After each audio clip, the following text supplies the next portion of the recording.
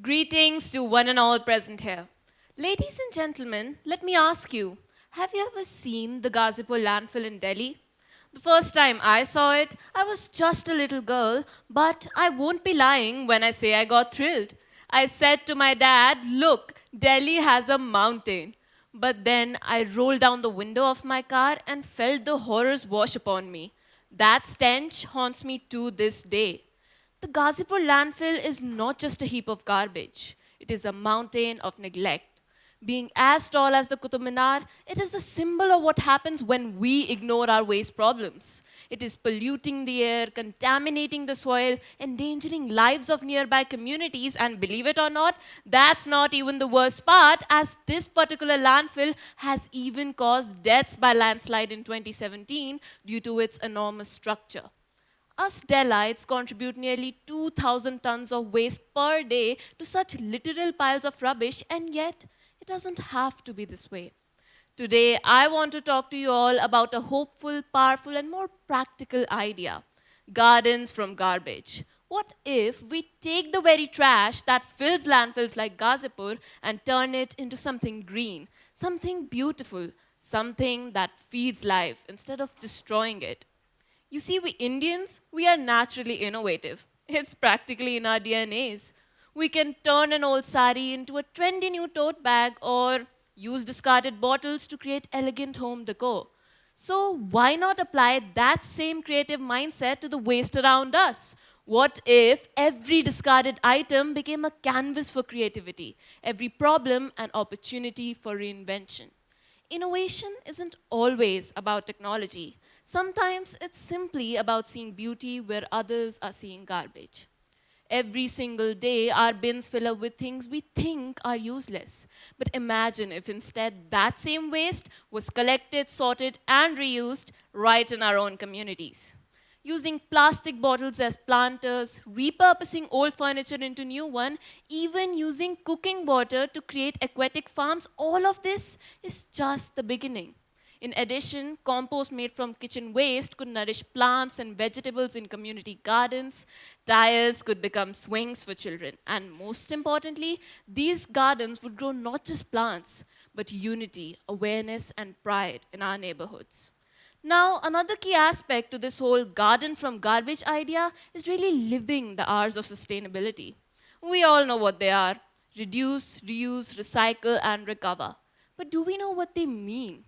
Reducing is simple: just use less. It is the first and the most important step of waste management. Next, we have reusing, finding new life for old things instead of throwing them away or simply donating them so that they can be reused by others. Recycling is taking what's left and turning it into something completely new. And lastly, we have recover, taking what can't be recycled, reduced, or reused and turning it into energy or compost. When we actually start following these R's, sustainability stops being just a buzzword and becomes a way of life, turning pollution into produce, waste into wonder, a crisis into creativity by providing an alternative to landfills like Ghazipur. Though a start at home is definitely the best first step, it is certainly not enough to move mountains, or shall we say garbage mountains. Support is needed at a larger span. Initiatives like such do require long-term oversight, which only organized bodies can provide. Municipalities are essential for ensuring proper waste collection and land access. NGOs also play a very vital role in educating citizens and creating awareness. Without such institutions, our individual efforts often lack scale and sustainability. Their involvement ensures that this idea of trash to treasure grows beyond isolated attempts into lasting urban solutions. While all this is being said, I would also like to bring to attention how this idea of gardens from garbage could become a catalyst for SDG 11. But wait, what is the 11th goal of sustainable development? It aims on making cities resilient, safe, inclusive, and sustainable. However, the ever-growing landfills across the nation and in fact the entire world stand in direct contrast to this goal. By converting waste into community gardens through the Garden from Garbage project, we take a powerful step towards achieving SDG 11 and creating clean, green urban spaces which are truly livable for all.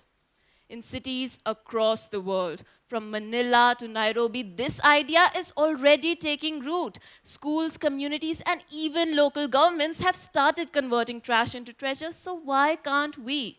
We all know India is rapidly urbanizing.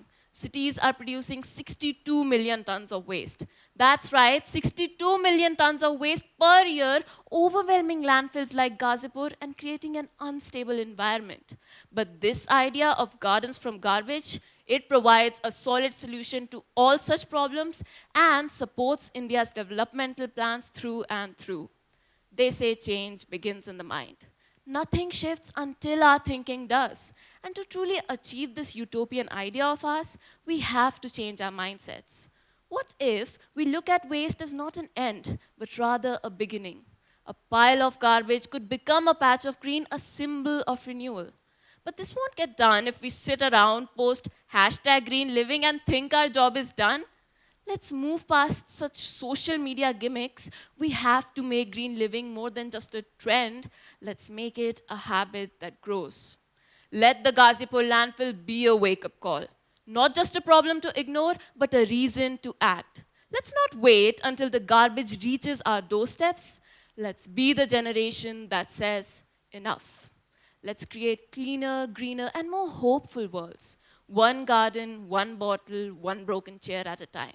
Let's create gardens from garbage. Thank you.